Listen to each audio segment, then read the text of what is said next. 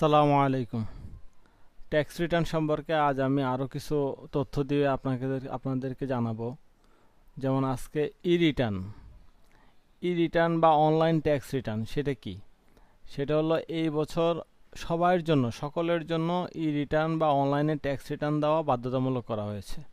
তার মানে যাদেরই টিন আছে তাদেরকে অবশ্যই ই রিটার্ন জমা দিতে হবে বা অনলাইনের মাধ্যমেই জমা দিতে হবে। এখন জমা দিতে হলে অনলাইনে নিশ্চয়ই একটা অ্যাকাউন্ট খুলতে হবে। সেই অ্যাকাউন্টের জন্য আপনাদের কি করতে হবে? আপনাদের একটা কমন কোয়েশ্চেন হলো ই রিটার্ন সিস্টেমে রেজিস্ট্রেশনের জন্য কি প্রয়োজন। তো ই রিটার্ন করার জন্য প্রথম যেটা সেটা হলো আপনার টিন থাকতে হবে। আর আপনি যখন টিন ওপেন করেছিলেন তখন নিশ্চয়ই কোনো একটা মোবাইল নাম্বার দিয়েই আপনার টিন ওপেন করেছিলেন। তো সেই মোবাইল নাম্বার আপনার নাও থাকতে পারে, সেটা হয়তো আরও 10 বছর আগে আপনি টিন ওপেন করেছিলেন কোনো কারণে, এখন সেই মোবাইল নাম্বার নাই, কিন্তু আপনার তো ই রিটার্ন জমা দিতেই হবে। সেক্ষেত্রে করণীয় কি? করণীয় হলো আপনার এনশিওর হতে হবে যে মোবাইল নাম্বার আছে আপনার বর্তমানে বা আগে যেটা দিয়েছিলেন সেটার এনআইডি, কোন এনআইডি দিয়ে সেটা করা, সেটা যদি আপনার নিজস্ব এনআইডি দিয়ে হয় তাহলে সেটাই আপনার এই রিটার্ন অ্যাকাউন্ট খোলার জন্য যথেষ্ট। আর যদি না হয় তাহলে আপনাকে একটা নিজের এনআইডি দিয়ে একটা সিম কিনে হলেও আপনাকে রেজিস্ট্রেশন করতে হবে, তা এছাড়া আর কোনো উপায় নেই।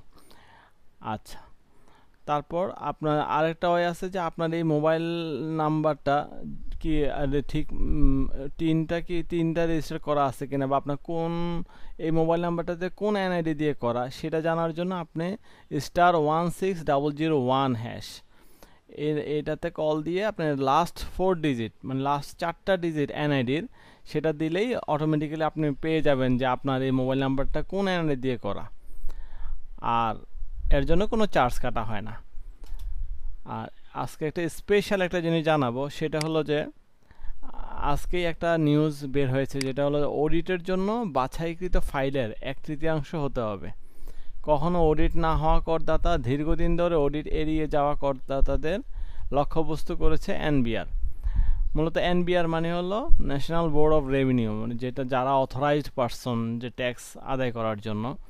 তো ওরা একটা আজকে একটা ইনফরমেশন দিয়েছে যে ওরা অডিট করবে, 1/3 হবে নতুন যারা করদাতা। তার মানে আপনাদের সবাইকে সচেতন থাকতে হবে যে আবার যে ই রিটার্ন জমা দিবেন তা অবশ্যই যাতে খুব যথাযথভাবে হয় এবং খুব কনসিয়াসলি আপনারা সেটা সাবমিট করতে পারেন, এবং এই যে ইনফরমেশনগুলো আপনারা দিবেন তা যেন অবশ্যই সঠিকভাবে হয়।